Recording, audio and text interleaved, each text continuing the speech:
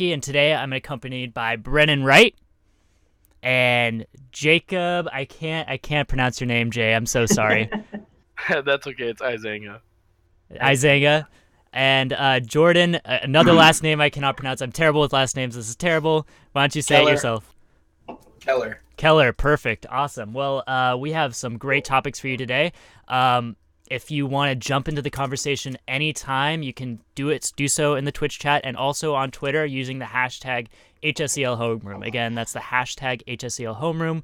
We'll have that hashtag flowing around in the chat while we're discussing. Anyways, our first topic of the day is health in esports. So we're going to be talking about educational esports, what roles institutions should be playing in promoting better health with esports athletes, and does that actually impact stuff? I don't know. I think so. Who wants to open up the conversation?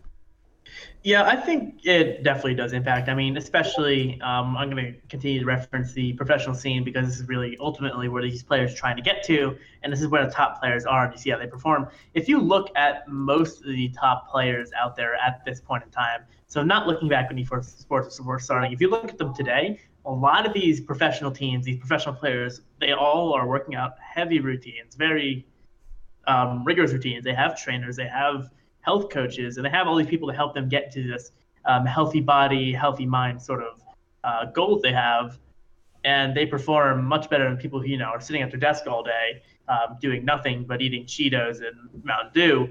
And I think it definitely plays a massive role. Yeah, I definitely agree.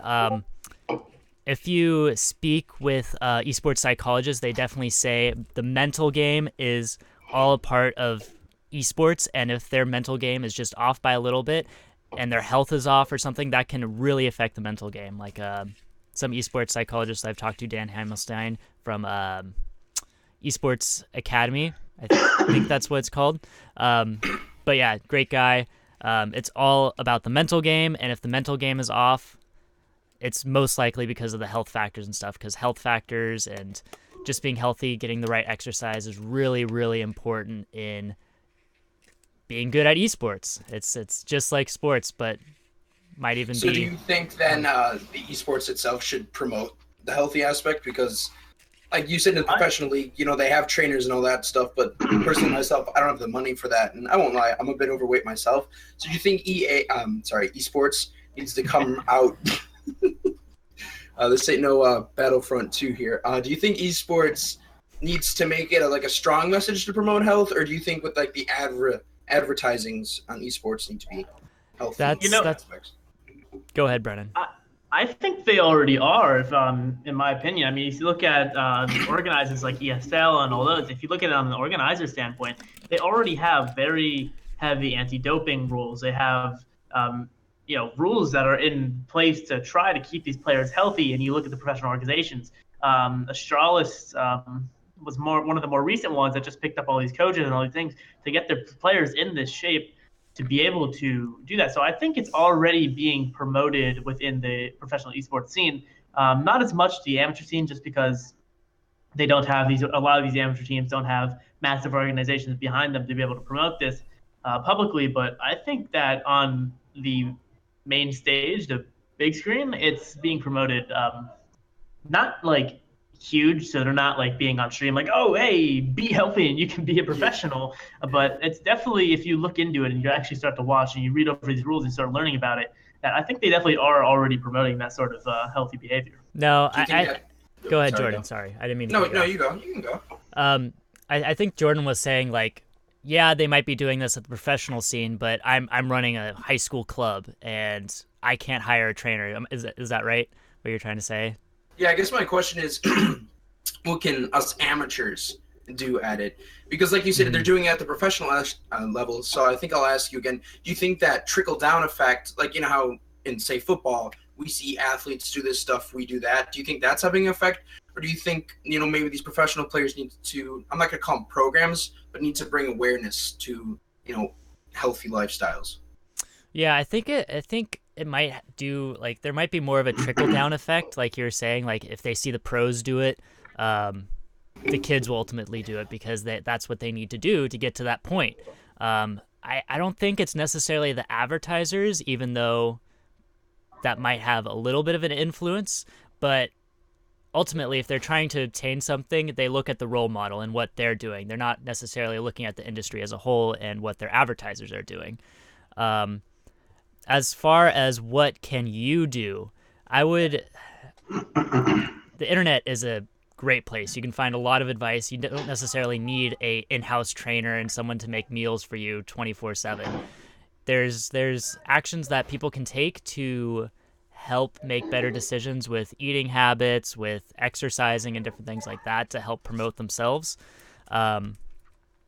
But yeah, I definitely think the school should also play a role in a little bit of educating. So, like your esports club, maybe you have a fitness day or a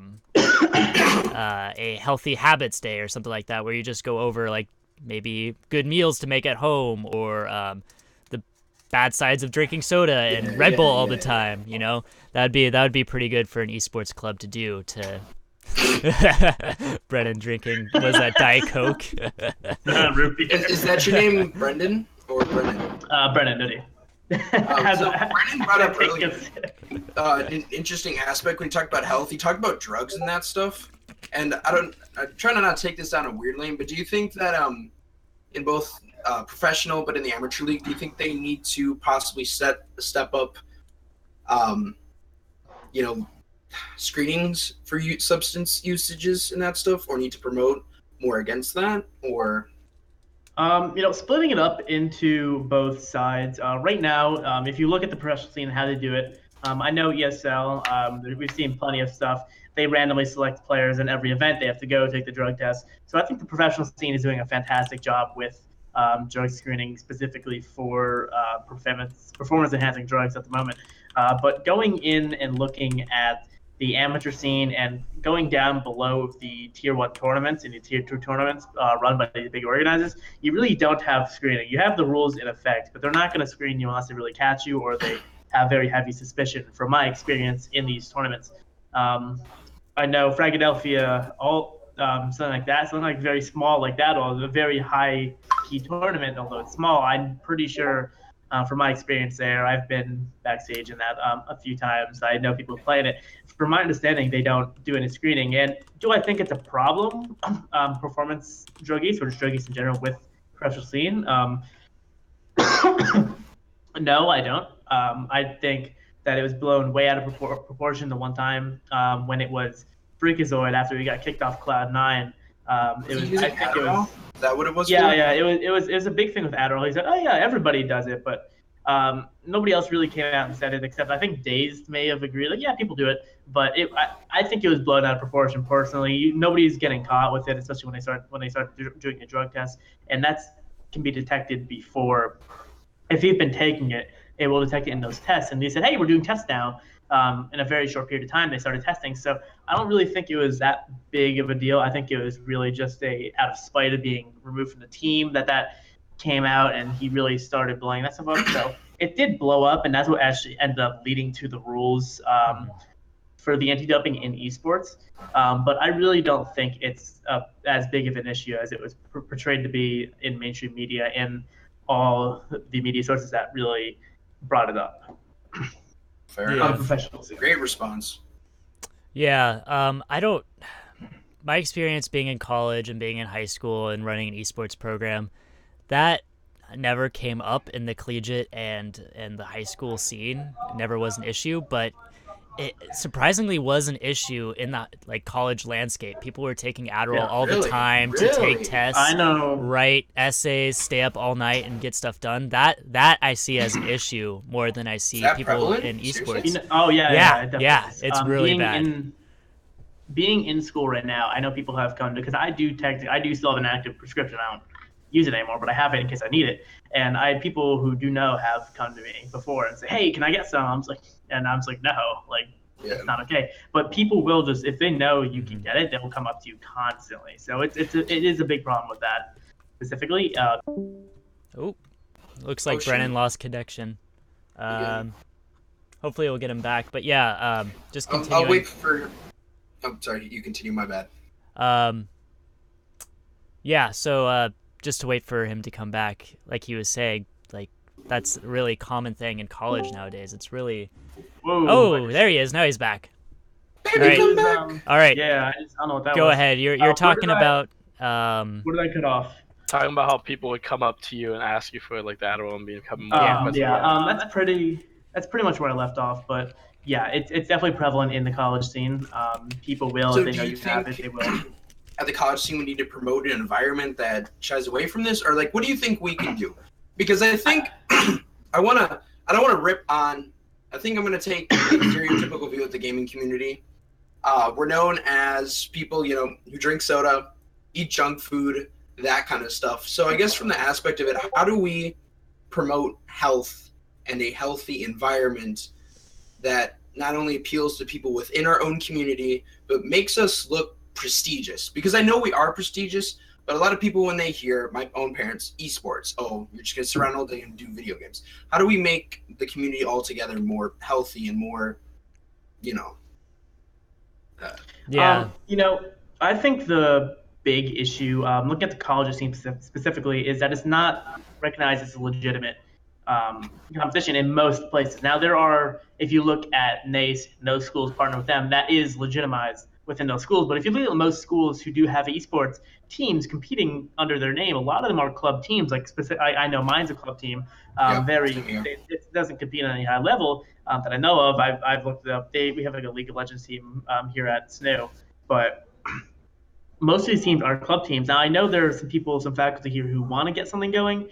I actually need to figure that out. I'm going to try to help them get that going. But a lot of these programs are not recognized officially, and so there's no regulations. There's no real rules. They're not going to do any screening because the school doesn't recognize them as an official team. They say, hey, they go here. They're part of our club. They can use our name for that. So you have no testing, you have no screening like you would have on a baseball team, a lacrosse team, a football team, where those guys go through the screening. They have the regulations, they have the coaches. When you look at most of the esports teams being played in college, it's really run by the students, the student body. You have usually no faculty advisors there. You have just these kids running it, and there's no regulatory body to run it unless you're a part of NACE. Really, Yeah. is the only one at the moment. I also think legitimization will make it like you were saying, it'll take it away. Like it'll take all the negative stuff away, because if we could get like a recruiter on this call like we had last week, they would probably defend their programs and say we have a workout schedule, we have workout routines, everyone who's on the roster is working out during those times. They're in the gym, they're on a treadmill, they're doing something active. And I've even talked to some coaches. They say that they don't even allow them to drink soda. Not at all.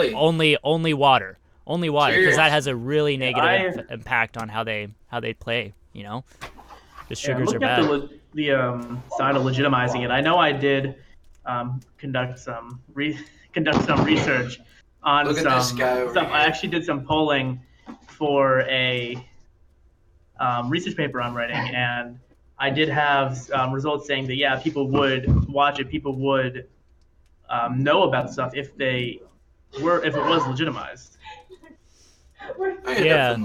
Yeah, and I think legitimacy comes, like you guys have all said before, this just extra level of... I'm so sorry, Brendan. Okay. Go ahead, Jordan.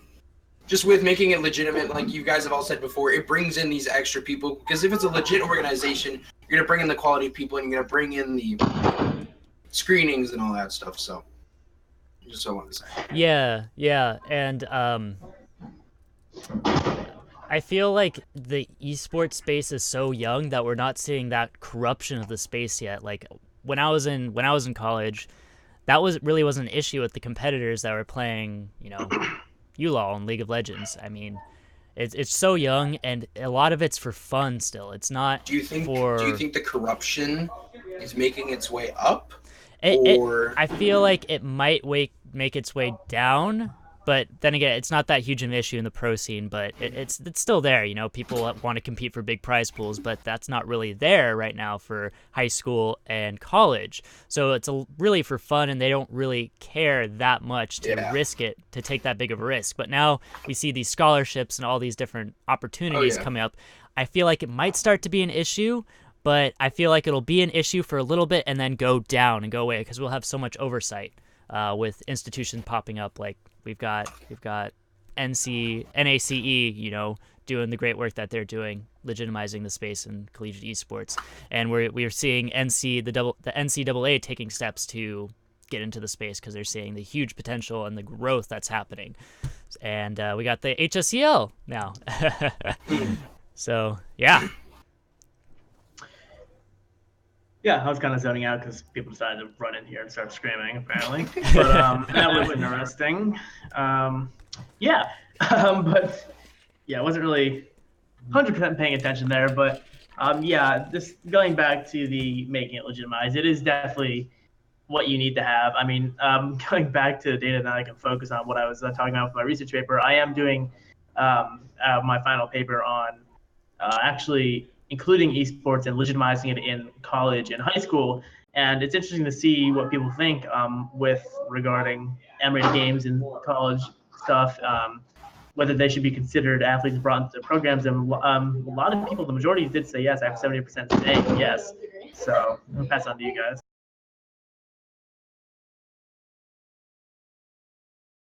With that pass on, I mean, I agree with that too.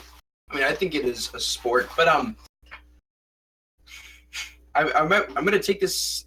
Yeah, never mind. I was gonna take this into the because when I was told this morning about esports and education and just the applications for that, but never mind.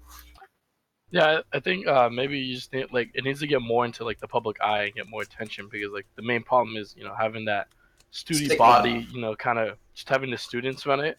People don't take it seriously more. Take it more as a hobby.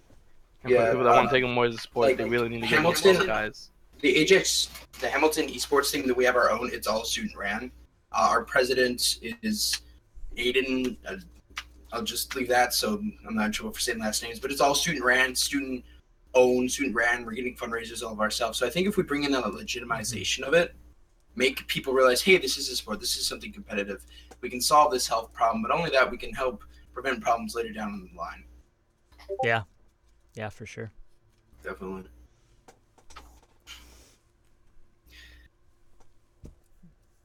Oh, did we lose Brennan again? I think so, maybe. Oh, there he is. No, he's back. You back? Can't hear him. Yeah, back. Okay, there we go. We obviously know who's carrying this conversation, so, and he's gone. Yeah, I mean, we've pretty much said all we can with legitimization. You probably have some background noise here, but we do have. What? Okay, so say that you have an esports club. Your teacher watching this right now. Sorry for Brennan's background noise, but imagine that you're a teacher watching this. What steps could they take to help promote healthy habits in their esports program? What do you think, from a student standpoint, would help benefit you guys? Honestly, probably try to just motivate people to do stuff during downtime. Most of the games that are really esports, such as League of Legends and stuff, there's a lot of downtime. So maybe they should be doing some sort of quick routine instead of trying to go grab a snack. You know what I mean? Yeah. Kind of make it more of a team effort. Get team. It kind of sounds like team workouts, that kind of stuff. Even though it's esports, but just if trying to come up with words here. If your coaches or captains enforce these extra workouts with your teammates, not only does it improve the bond of the teammate, improves health, and it also improves the overall quality of the team. What type of workouts do you think they need to perform? Are we talking finger workouts? You laugh at that, but a lot of professional teams are doing those kinds of things because carpal tunnel is such a big issue with the professional scene. We've had, I know Olaf might have had a problem with it. A bunch of people on the pro scene in Counter-Strike have had these issues where they had to sit out for pretty big periods of time because they develop these things like carpal tunnel and other hand injuries where they cannot perform at a level moving their hands and stuff like that. So that is definitely a legitimate thing where they do have to do that. I mean, there are ELC players stretching their hands and stuff like that before they get on stage because that is such a risk. So there are legitimate injuries that can happen. They're not at the scale of ripping a ligament or something like that or tendon, but you do have injuries that can put people out of the game. Yeah. Well, I think they should like focus on, because we sit in chairs all day, obviously. Stuff that improves, back quality, stuff that has to do with the lower body, upper body, or just never mind. Someone else take it. Yeah. I think what you were trying to say was like, with how much time we waste sitting down and not doing like, something productive during the downtime is like we really should be like watching not just like, our wrists, the stuff we use in our games, but like our overall health towards like, our legs and just the weight in general on top of it. Yeah, I definitely see back issues could be a thing, because my back is, kind of killing me after playing lots and lots of esports and sitting around, and like neck cramps and stuff like that. I think overall ergonomics of like how people are sit, maybe even having like a little mini session of like, posture. Okay, your monitor needs to be risen up so you're not looking down at your monitor like this, It needs to be risen up so you're not wrenching your neck. You need to be at eye level with it, and you need your arms extended so you're not like T-Rex arming your keyboard and stuff like that. Yeah, I do think over that kind of stuff. I do think the equipment they're using is important too. I mean, if you're sitting in something like this thing that's in our common room, and you sit at that for hours a day, it's gonna start hurting. It's not good. I mean, you look at the chairs like the DX Racers, the Maxonic, stuff like that. Those are ergonomic chairs. I have one in my dorm, and it is much better sitting in that thing on a computer for hours a day versus sitting in something like this. It will hurt your back. It will start to take a toll. So the equipment they're using does definitely have an impact on that to be able to do it. I do think we have a question, though, so we can take a pause for that real fast. Yeah, go ahead, Elijah. All right, so we have Josh, aka Craze for War, asks, what are your thoughts on the positive effects of gaming on the brain, such as increased sustained attention and the ability to identify visual relationships among objects? I can definitely take this. Very good question. Yep, let him take it. Sorry. I mean, I'll let you kind of. This is within the scope of my research that I'm doing at the moment for my paper. And let me just pull up the data for that right now. I actually asked people who are currently competing whether it had an increase on specifically reaction time, typing speed, teamwork, communication, time management, and conflict resolution were the ones I'm focusing on that would really appeal to a school and an employer. Right now, I have a lot of people, the majority are saying that they do have improved reaction time. Some people are saying they do have improved typing speeds, teamwork's improved, communication's improved, time management, that's sort of in the middle there, but conflict resolution is improved heavily. So there are a lot of benefits to not necessarily gaming, but playing esports. There are definitely some pretty big benefits to playing mentally. It really helps build the mind if you're playing competitively. I'm not saying, running around in GTA and just mowing down half the population is good for the mind, but if you're sitting in a competitive environment, team environment, a healthy team environment, and you're working together as a team and you're playing these matches and you're competing, that definitely is healthy on the brain. The only one really that people, out of the 46 people that I've polled so far, have said has caused issues is time management. And I think that's more of the inexperience of being able to balance the esport with the rest of their life. And I think a lot of people took that as a misconception of gaming in general. But there definitely are, from at least the polling I've done and other research I've done, I don't know the research off the top of my head, that there has been shown benefits to gaming and playing esports. Yeah, I think the effects it has, like, for your mind too. I think it really depends on like what game you're playing and how you're playing the game too. Like I can imagine, playing Counter-Strike, you really have those more faster reactions that you're talking about. And definitely more team communication. Oh yeah. Yeah, and I don't want it to have the misconception here either that you're gonna have godlike reaction speeds. You are gonna have, if you do play competitively and do practice, you are gonna have increased reaction speeds.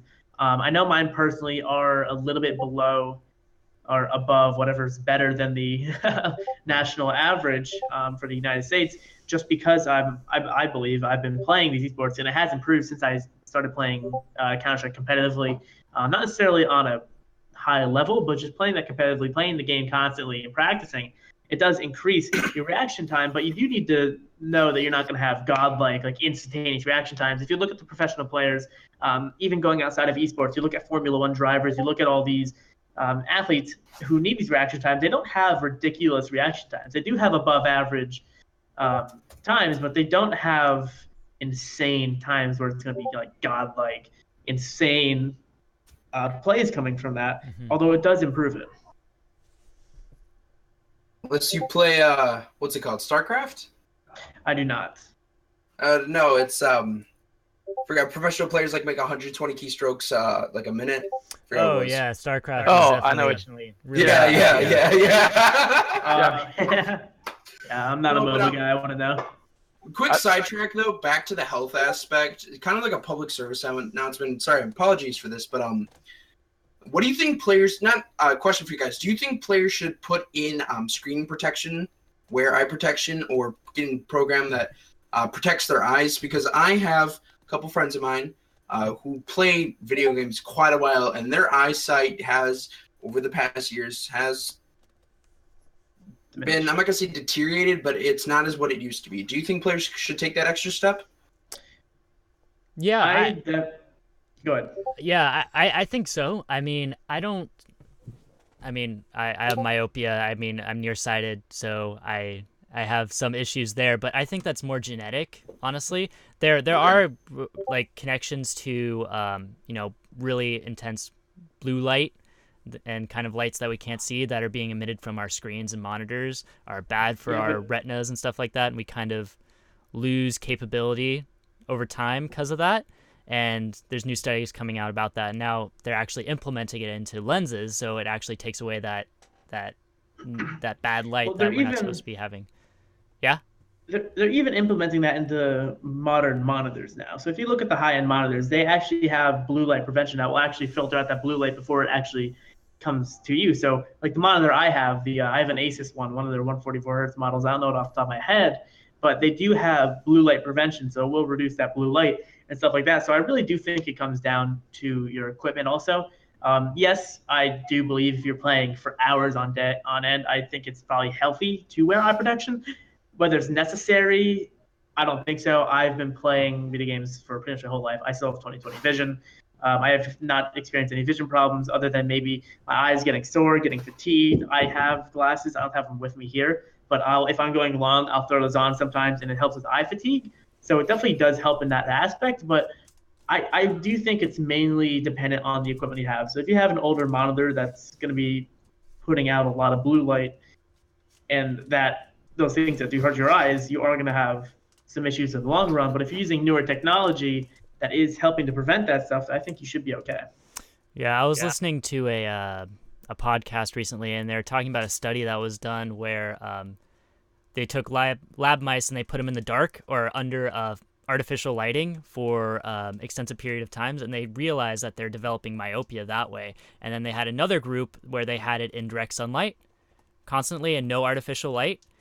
No case of myopia whatsoever. It was just like a really clean, normal bill of health for these mice with access to sunlight. So maybe get some normal lighting. I don't know. Go out. Yeah, open up the blinds. Go outside every once in a while. That might help. Sounds good.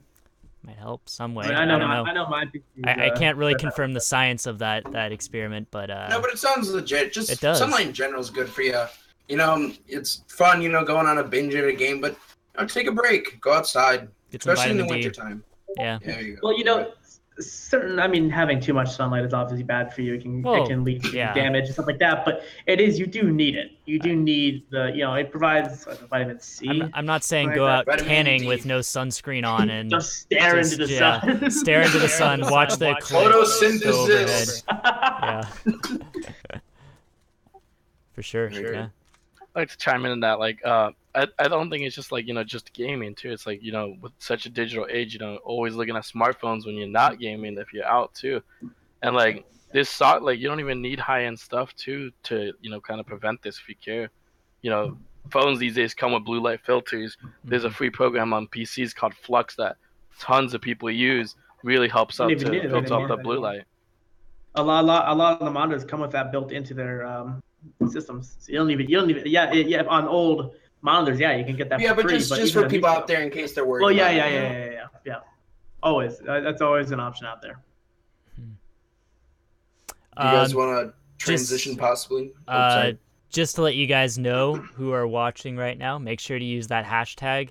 Squid is hyping it up right now in the Twitch chat. Make sure you use the hashtag HSEL Homeroom. Again, that's hashtag HSEL Homeroom. And we'll be happy to answer any questions you may have. You could even reference a past show, and we might be able to work that in organically. If you guys are not on Twitter, also you can reply to our tweet, the live tweet, and Facebook post on our page, and we'll also read from those. I'll be watching that one. Yeah, and you can find our Facebook down below on Twitch. Right. Are we ready to transition? Do we want to transition to the next subject? I know some people are excited about this. I think we've had a pretty solid. I think it's pretty solid. I mean, we really don't have anything else to talk about. Yeah, we've said all that we've possibly could. You know, it's really on unless you're on a professional scene. Even if you aren't on a professional scene, it's mainly on you to live healthy. You got to know your lifestyles. If you're not sure, see a trainer, Google it. It's really not hard to access that kind of information. If you go to a high school, everybody has an AD, an athletic director. You have people who can work with you. College, same thing. Most colleges have that stuff. If you don't have access to that, of course, you can go on Google. It's free. You don't have to pay anything to do that, and it's just a matter of watching it yourself. All right, so let's transition to the next topic, our second topic of the day. The overall arching point is mainstream sports and media making bets on esports. So are they hurting the space? What can they do to make it grow? What are they doing right? What are they doing wrong? What does this mean for high school and educational athletic esports? And also, what about those sports games? Can we make them esports? And can we make any traditional sport be virtual? Who wants to take that? I think you go ahead. Oh, okay, thanks. I was gonna say, I guess I'll touch in first. With the traditional, can we make traditional sports? Oh, we got another question here. What is it? Oh, this is from Blade. Yeah, this is a question from Twitter. It's by Blade. He asks, how long do you think esports will be around for? Forever. Yep. There's no question. Whether or not the games are going to stay the same is questionable. I think they'll always be. I think they'll always be changing. They'll always be changing. Technology Esports will in general change. will always be there, but technology will change. The games will change. You do have games that seem immortal. Eventually, they will die out. They will be replaced. As much as I love Counter-Strike, and I think it will last a very long time from now on, it's still way on the rise. Yeah. In terms of esports, it will eventually fade out. It will eventually be replaced by something else. That's just the life cycle. My concern is that the market might be flooded a little too early. Like, if we look at traditional sports, they've had a long time to develop and get to the points that they're at right now. We're seeing a lot of money being placed into esports right now, and a lot of bets being thrown in just based off of NBA is doing well. Look at them right now. Let's throw money at the LCS. I feel like that might be a little bit premature, and it might hurt a little bit. But I mean, I like that there's money being thrown in there, and the space is growing. But in the back of my mind, I'm like, could this be the next bubble? Could this be another tech bubble that's gonna pop because we're seeing all this money being flooded in, and can there be an actual return made on that yet? I mean, yeah, we got viewership now, and that's growing, that's good, but what happens if we get 5 other esports titles into the space and the market's divided and League of Legends isn't doing well, and all of a sudden the Warriors, who just paid $15 million, I think even more than that, to get into esports, what's going to happen then, I don't think it's going to have a huge impact. I mean, we look at the 76ers. They bought Dignitas towards the beginning of last year. We haven't really seen it. MSG, Madison Square Garden Group or company. I think it's called company. They bought CLG. Yeah. Detroit Renegades is bought by an NBA player on the Celtics. I forget who it was. Echo Fox. Rick Fox owns them. So I don't think it's going to be a huge impact. They're still keeping the predominant people who are running these esports teams in charge of the esports teams. They're just doing a lot of funding, the marketing. They're maybe rebranding a little bit towards their brand, but they are buying these. North is another one owned by FC Copenhagen, but they are, they're keeping these people who know the esports scene around. They're keeping them almost as sub companies on top of theirs. They're investing in it. They're buying into these teams, but they're really looking for the profits from it. So I don't think it's going to have a huge impact. I think we're going to see it cause. Oh, lost Elijah there. Back. Okay, so I think we're going to be seeing a rise in viewership and prizing and the amount of money going into esports, but I don't think it's going to be a huge impact in terms of these brands maybe tainting it or changing it from the way it's played in the communities today. I think it's just going to grow. Let me pose this question then. So let's say that we see in the next 2 to 3 years, we see 5 new games come out, really popular titles that are kind of like PUBG, right? They might be better optimized and stuff like that, but they're not the same as PUBG. They have different game types, but they come as popular as PUBG, and they explode like that. And they kind of divide the market up and pull people away from games that they're currently following. Now, if we look at League of Legends and the franchise that they're trying to build with the existing sports structure, what will happen when that viewership falls out and all these bets have been placed? Will that be bad? Will that be bad for esports once everything's spread out away from League of Legends? Well, it's kind of like any. Oh. No, all you. Well, it's kind of like any sport. Kind of think of it like, two things could happen. So my first scenario that could happen is it's like track and field. There's a variety of events. Not all events are super popular. Not all of them are. There are some that are popular. There's some are not. It'll just spread the fan base out more. But I think in a way, if we have these more attractive games, you might lose people, but you're starting to appeal to a broader audience. And the more variety we have in a gaming, in esports, it could bring on a bit of legitimizing. It brings on a wider range of people, more views, and it brings in this process of, hey, we're diverse, we have something to offer, look at it. The other issue that we have, though, is that games die. And that is just a fact that most people in the gaming world need to realize. Games get old, they die, and as we can clearly see with PUBG, people are pretty quick to change and jump ship. So I think what may happen is we just might theoretically lose League of Legends. It just might not be popular, might not be profitable. And sorry, you can go. No, I was just going to interject and try to counter that with looking at games that are as big as League and as big as Counter-Strike.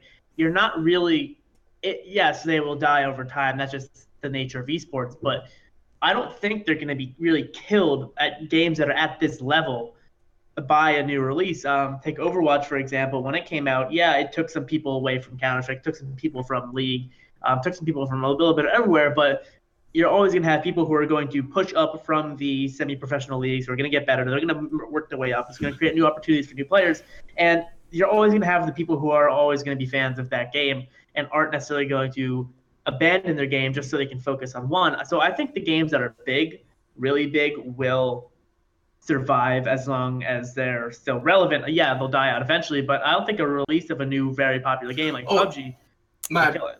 My apologies for that. I didn't mean like an insta-kill like that, but I think if we have a constant release of new content, I personally, to kill off CSGO, you're going to have to do quite a bit to do that. The fan base is too big. Same with League of Legends, but it's just, as time goes on, and kind of with the track and field example that I have, if you bring more games into this, people are going to start to jump ship.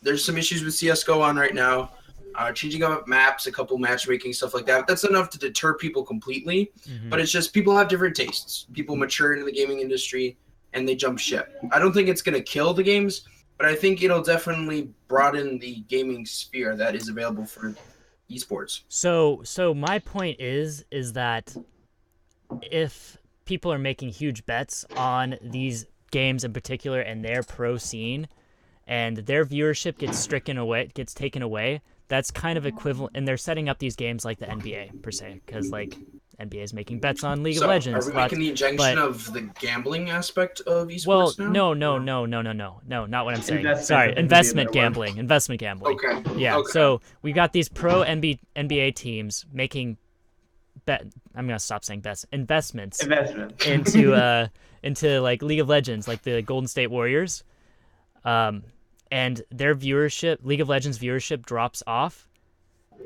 Does that have an impact? Because that's equivalent of like, if they're not making enough money to sustain what they're doing right now and what they want to do and what their goals are, that could cause the whole collapse of the pro scene of League of Legends.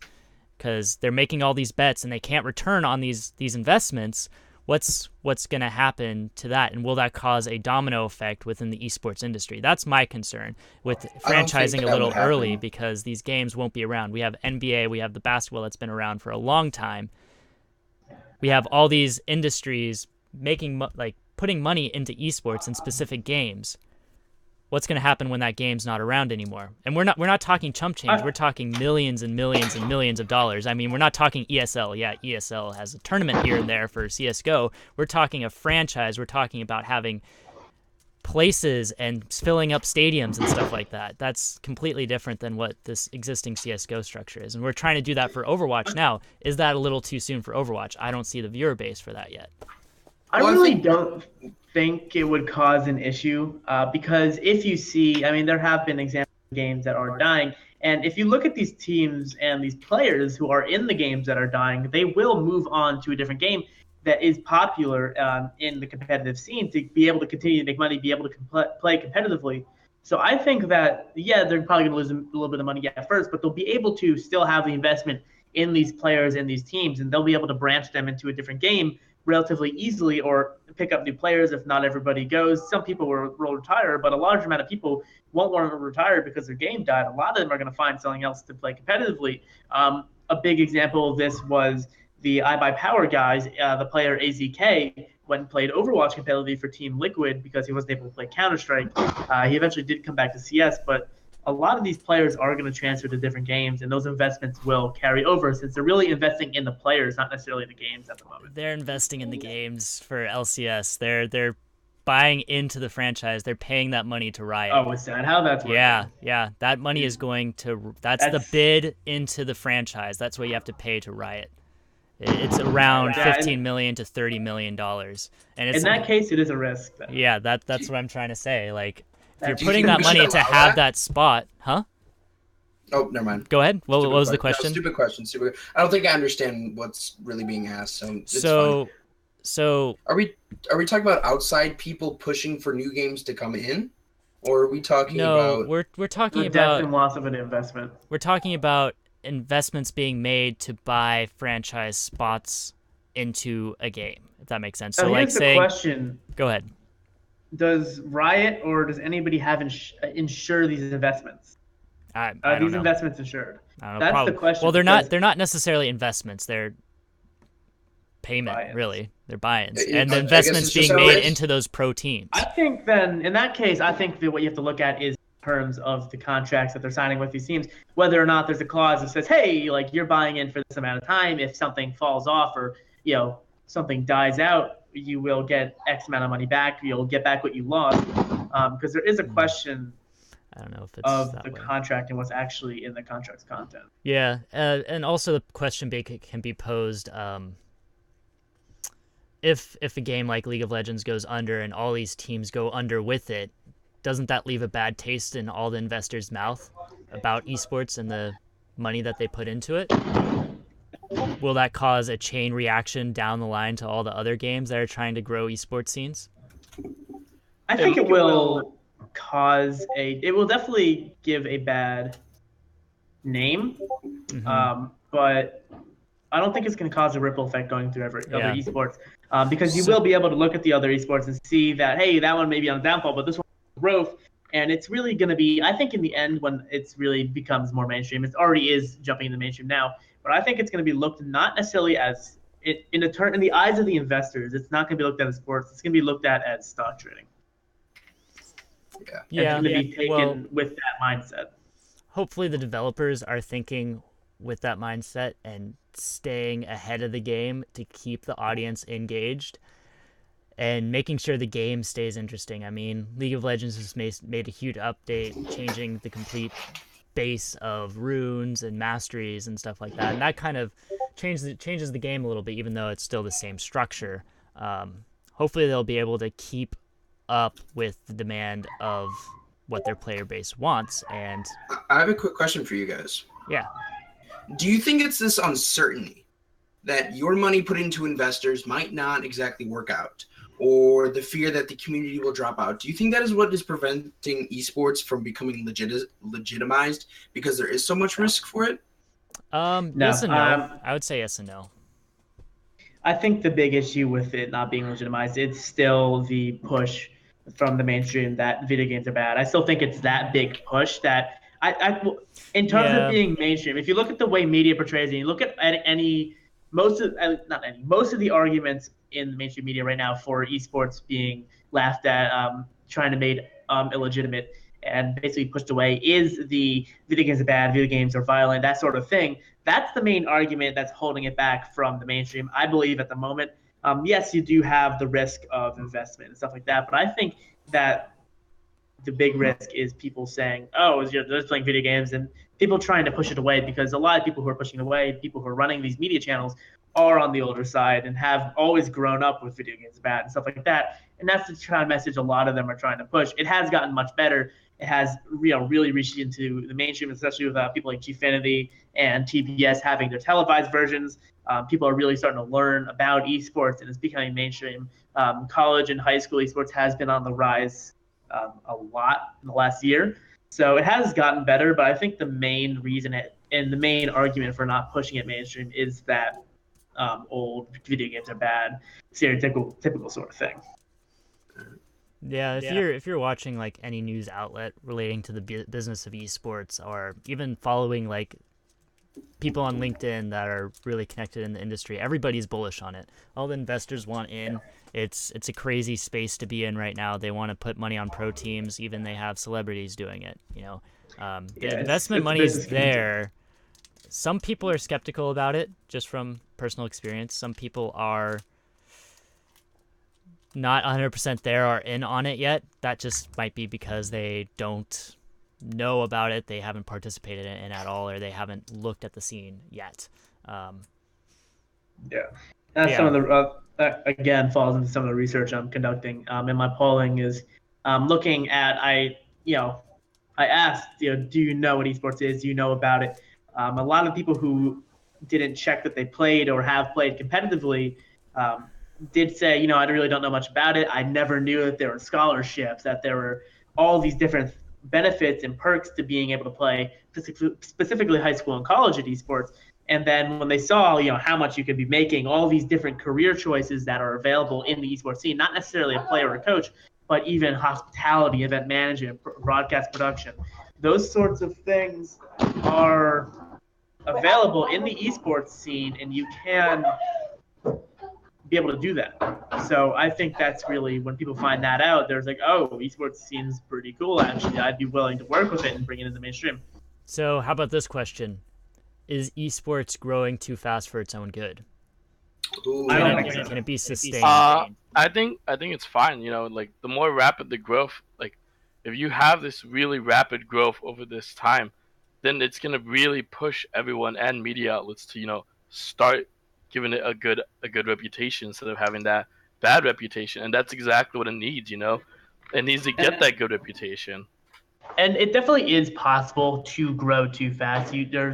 Like if you look at products that sometimes grow too fast, businesses, they try to invest too much, and you have issues with overspending, stuff like that, and eventually bankrupts the industry or the company. But I think esports as an industry right now is coping very well. They have the money, they have the staff, they have the viewership right now, and I think it's doing fine. I do not think we're growing too quickly. No, I think we have the right environment right now for growing. Exactly. We got a young fan base. Well, obviously we have a young fan base, but like he said, we have the staff, we have the resources to do it. Yeah. What's why are you off-topic question? But what's with all the data collection? Are you running a paper on? Yeah, it's my my final paper for one of my English classes is integrating sports and in college and high school. So I have all this data. I've been scanning databases that I have access to through my school. So I got a decent amount of data on it right now. I don't have a lot of it up on my computer right now, but I do have a decent amount. Very cool. Let me ask you guys a question, with your franchising investments here. So, like, we talk about how is it really risky to do these investments for these games to die here? But, like, have we seen, like, a big esport become an esport and then die? StarCraft. But is StarCraft dead? Because, like, you see in our regions, yes. But, like, in Korea, there's still massive amounts of tournaments to this day, even in StarCraft Well, 1. because Yeah, but you have to not look be at it rude, but the relative. majority of the people who play StarCraft and are actually even able to compete at the level live in that area. And you have to look at it relative in the eyes of the investors. This was the scene. This is the viewership before. This is how much money we could be making. Comparing it to now, if they invested back when it was a major esport, right now they potentially would have been losing money. Hold on, I think I might side with Jay a little bit because Korea is overwhelmingly esports positive. Everybody loves esports over there. I mean, they have a PC bong on every corner almost. It's like esports heaven. So I don't.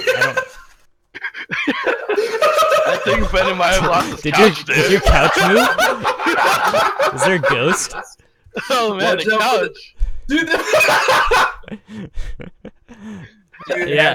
watch out for the couch ghosts. Anyways, they have a better community for esports. They have a lot of people that want to be involved in esports, and they are always in esports. It's everything over there, and over here, it's kind of just a new concept. But like, you could date this back to like traditional sports. Like, you have football.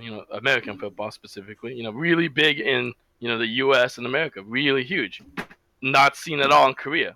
So we can think of it in that way, where like StarCraft isn't really seen here, but it's everywhere in Korea. So like you could date this back to like. So you're saying there can be like a geographical region-specific games, yeah. Yeah, a relationship based off of that. I could see that, but I don't know if League of Legends is going to be that game. We have to find out what game is going to stay around and be relevant. For longer. How long has StarCraft been out for? It depends on what version you're talking about. There's StarCraft 2, and then there's the original StarCraft. The original StarCraft, I believe, came out in 1996, 1997, somewhere around there. And recently got its remake and actually re-sparked its esports life in Korea. When was the remake though? Just I think a couple months ago, right? Yeah, it was a couple months ago. And as far as viewership in North America, if you look at Twitch, there isn't really much for it yet, but it might be there for Korea. I don't know how they view in Korea. Well, like in Korea, like if you stay a lot with news and stuff, it's just kind of mind boggles me sometimes. Just the amount of tournaments and how the size of them they have in Korea for both StarCraft 2 and the remake of StarCraft 1. It's kind of insane. You could like really kind of date it back its data to how we play traditional sports in our own regions and globally. Gotcha. Yeah. Like almost that the game just becomes a tradition at a point. Yeah, I'd say, but like I probably need more years to kind of justify something like that. Yeah, I don't know if I could buy into that really. I feel like there needs to be some growth in the game. And I mean, StarCraft, yeah, they had a remaster of it, but I don't think that's enough to keep a whole player base engaged worldwide. I mean, it is tradition. It is tradition in Go ahead, Brennan. I think looking at something like a marketing side of things, you are past the introductory and the growth stage, and you are at the maturity stage towards the end of maturity stage, where you do have a little bit of downside. You still are making money, but I think it's very close to that declining stage in its lifespan. Yeah, I don't have any statistics to back it up, but I would say my hunch would be is that League of Legends is more popular than StarCraft in obviously. In totally. Asia and Korea. So I think I was just kind of trying to give you an example of like traditional sports, but like if we put it like if we want to like compare with like League, like League is like probably the biggest esport right now. Obviously, I don't think anyone could really argue that with the stats and the viewership and the money that's being put into it. And like League is more of a service. It's a game, yeah, but it's a service that's constantly updated with frequent cycles that are almost always the same. Every year we get this remake of a cycle of the preseason doing massive changes, so to keep it fresh, but still have that same structure. So do you think we'll see like esports that are service based go away? Because like even like Counter-Strike, they always add new maps for a while, but they don't stay in the the rotation. But with like something like League, it gets really hectic because every time you're always adding these new champs that are never gonna really rotate out. That's a good point. Yeah. So like, how does the longevity of like League who constantly is like a service that's constantly going, how could you really judge like something like that to die out or to fade away? I think at that point it really You know, depends on like if there's a lot more games into the market that really splits them up, you know. Yeah. Yeah, unfortunately, it is very hard to predict. You can't really look at trends. You can, to a degree, look at trends in the player base, and you can look at trends in the company and stuff like that, and game releases and what happened to their other games that are similar when games were released. But it is, to a degree, predictable, but it's, for the most part, it is very unpredictable whether or not the game's going to die out, when a new game's going to be released, stuff like that. So it is. There's always going to be that risk of the unpredictability. But yeah. Yeah. I just generally think esports will diversify. Hopefully that these investments that are made into these games, they don't go in vain and they stick around for a little bit to make money off of those investments, and everybody's happy at the end of the day. Yeah. I definitely think there will be, at some point, League of Legends will fall off and another game will take its, well, not necessarily take its place. It will probably be 5 different games that take its place, you know. But I think we'll get to that point. I feel like we'll have a flood of the market with a bunch of esports catered games coming out, games developed for esports. That's a big thing that a lot of game developers were struggling for a long time. They wanted to tap into a really competitive market, but they didn't know how, so they were just making games. Now they're kind of realizing, okay, if we can make a competitive, ranked, whatever environment, we'll have a lot more player engagement and we'll actually have some sort of spectatorship, and we make it interesting to watch. So that's something developers are struggling with, and also the investors into these big game developers. They want that production cycle. They want that Call of Duty coming out every year. They want that $60 every year coming into their pocket. They don't necessarily see the benefit of microtransactions and stuff like that. They just see the dollar bills there, and that comes with you know, Madden, NBA, and all those games. They never really just wanted to cater towards the competitive side and simplify the game a little bit more. They added depth to it and made it ultimately more complicated and made their own market split, you know. Pretty much. Yeah. Any comment on sports games, since I just mentioned sports games? What do you think about sports games? They can be, a lot of them. The problem with those, I think there's really not much to say about them. They have the potential, but the problem is that they're all licensed to, say, NFL, NBA, and you're going to have the approval from those organizations to be able to move forward with producing them as an esport. So I think that's the big issue with that at the moment. I think that depends, because you don't have to have the NBA approval necessarily to make a basketball game. But anybody can make a basketball game that's... The question I'm specifying like the ones that are out right now. The popular ones, the ones that are played competitively, are NBA 2K and stuff like that, and 2K and the NBA just runs their own thing. They want it to be specifically their own. Yes, somebody could come out with a game that's basketball that doesn't use NBA or any of the trademark logos and companies that are in those, but it's going to be a matter of if it becomes popular within the community.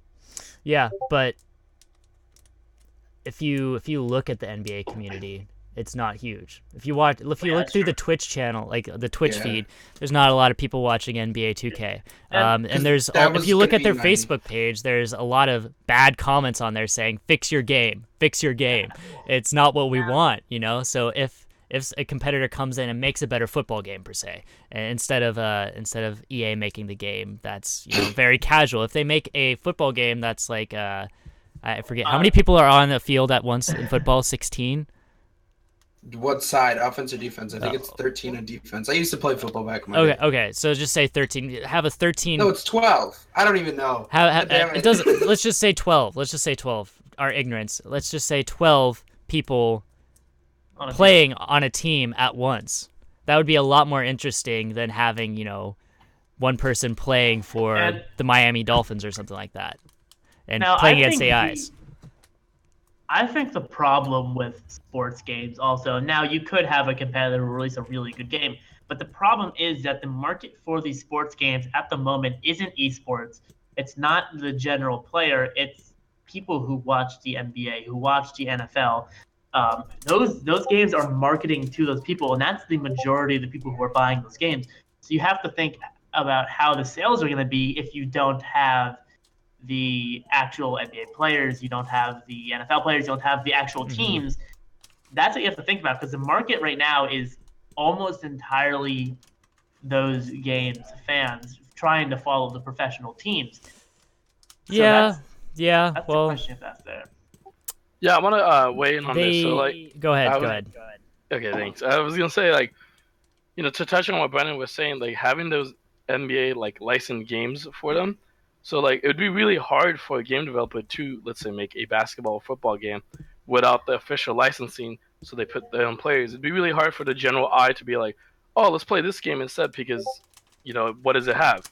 People want to go to the other ones because they have the more famous teams that they're, really relatable to and they really can count on. And back to the developers as well, like with EA tend to make games to sell for $60 and to kill it off and make a new one the next year. It's not really a service. Yeah. So for them, it's as well, like, both sides can't really make it esport heavy. If you want it to be more of an esport, I think you have to take a risk and put your own spin on it, kind of like Rocket League, We have like FIFA, right? But that's not too esport heavy. And now we have Rocket League. It's been growing and growing and growing, and now has more investment from major companies and stuff. But yeah, it's soccer, but in cars. Yeah, I sort of agree. I agree, but I also disagree at the same time. I feel like you can still make a competitive, a game that can compete with Madden or NBA 2K that is relatable to the existing sports structure and how that game is played. If you make it better, if you make it for the spectator, if you make it different than what they're currently playing and better, I feel like you'll have more of a market. And if you make it free. If you make it free to play, there's no risk to entry and play the game and try it and get hooked on it, Yeah, that would definitely be the best way to get it going, because if you were to label it, like, let's say you're an indie developer and you like label it $30+ and people don't even it doesn't catch their attention because they don't even know what football teams they're watching, it'd be really hard, for them to get into it. Like the reason why people like Madden and like FIFA and stuff is because they have their teams and their players, and people like to do that. And there is okay, those so I'm gonna jump in there really quick. Sorry, I wanted to jump into something that you mentioned. Yeah, so, no, that's totally fine. If we look at NBA 2K and the success that they're having success with My Player. Do you know what the My Player game mode is? I believe that's where you make exactly two teams go against each other. No, you really want to see it. No, My Player is you make your own avatar with its own skill sets and different things like that, and you go out and you play street basketball with your friends. You go out and you can form a team and participate in a 5-on-5 matchup with a team, and ultimately that's like their ranking system in the Pro-Am, which is what it's called. It's kind of weird how they do ranking. It's not very good, but that's the game mode that's starting to get popular. People want to make their My Player. They want to be themselves in the game, playing basketball and having their own identity within the game. It's changing from being that casual game that you play with one-on-one with your friend that's on the other team next to you, and you're the Warriors and the other guys the 76ers. It's not that anymore. So it's more of a 5-on-5 multiplayer experience that we have with League of Legends, but with basketball. And it's really interesting to watch too now. It's a lot more interesting because you don't watch AIs run into each other and collide. Yeah, I think that's a really interesting thing. I actually didn't know that. Sorry, I just don't really follow sports No, that's games. totally fine. It's not my interest, That's totally fine. Yeah. I guess that's one of the biggest issues with this whole argument altogether. Do sports games, let's just put away the licensing and all that stuff. Do sports games actually have the fan base to be watching a competitive level? Okay, here's my argument. Do they have that global appeal? Here's my argument. Okay. They can, but the developers are doing it all wrong. They're doing it all wrong. They're diversifying their market. They're making it really hard and convoluted to get into that game mode and to make it the core game mode of the game. League of Legends, it's 5v5 Summoner's Rift. That's what you play. Yeah, they have other game modes, but that's not the scene that they create. That's not what ranked play is. It's everything 5v5 Summoner's Rift, one game mode. If you buy NBA 2K, you get 5 different game modes. It's something ridiculous. You have a card game. You have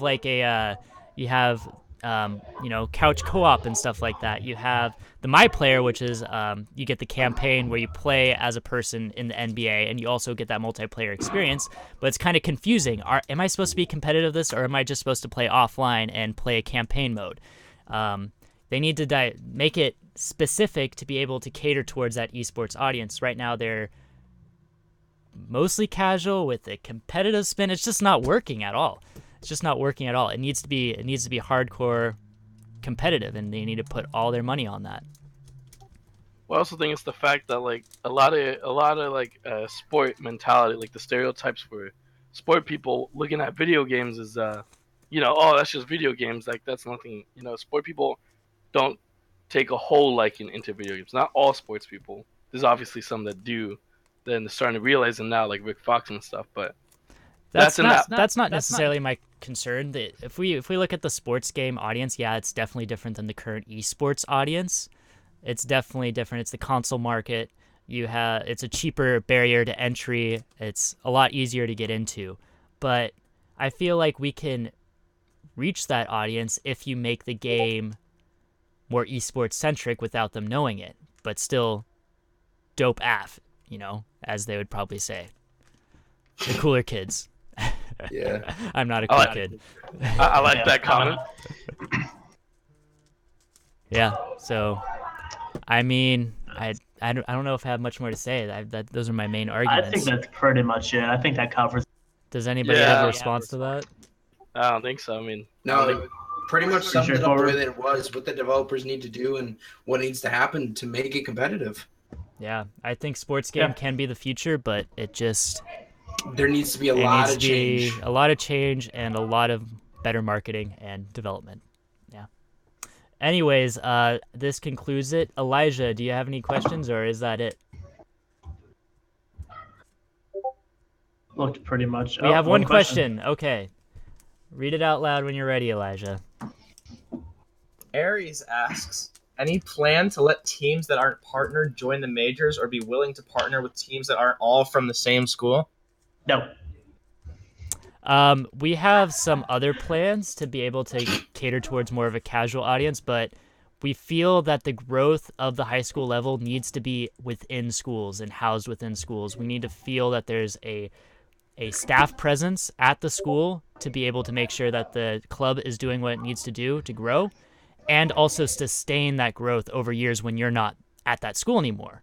What happens when you're not at that school anymore? The club falls away, there's nothing more. But if there's a teacher at that school, it's likely to stick around, and it's likely to affect and impact more lives that go through that school. So that's why we're sticking with the partnership program. Yeah. We're working on other ways to get people into other leagues and different things like that are more casual, more for fun. But good question. We're working on something that's a little better. Any other questions?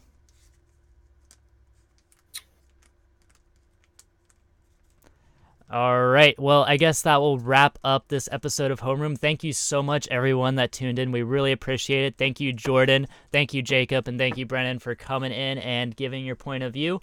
Our next episode, hopefully, we don't know if we're going to take a break for a holiday just yet, but hopefully we'll be live, same time, 8 p.m. Eastern Standard Time, 5 Pacific. We'll be here discussing esports-related topics, educational esports industry, and we hope to see you again. Thank you.